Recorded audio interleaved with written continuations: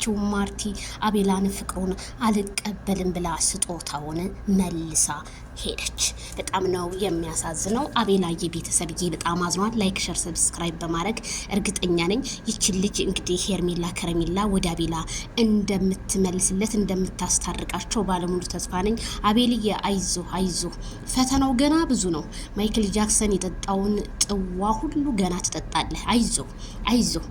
የሰው ልጅ ይፈተናል፣ እየወደቀ እየተነሳ ነው። ፈተናዎችን አቅልልኝ እንጂ መተከዙ ምንም አያረግም። ማርቲ ደግሞ እባክሽ ተለመኙ። ይህንን ያህል ወንድ ልጅ ጠንቶ ሲለምንሽ ሴት ልጅ ትክክል ነሽ። እንደዚህ ፈልጓት ተንበርክኮ ሲመጣ አዎ እውነት ነው፣ ይሄ ነው ሀቅ ማለት። ግን ቢሆንም አረ ማርትዬ ተቀበዩ ተቀበዩ ትሬዲስ ተቀበዩ።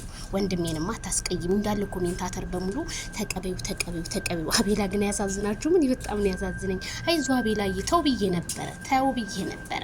አረ ቀያባው ስጦታው ይከፈት ቢከፈት ምን አለ?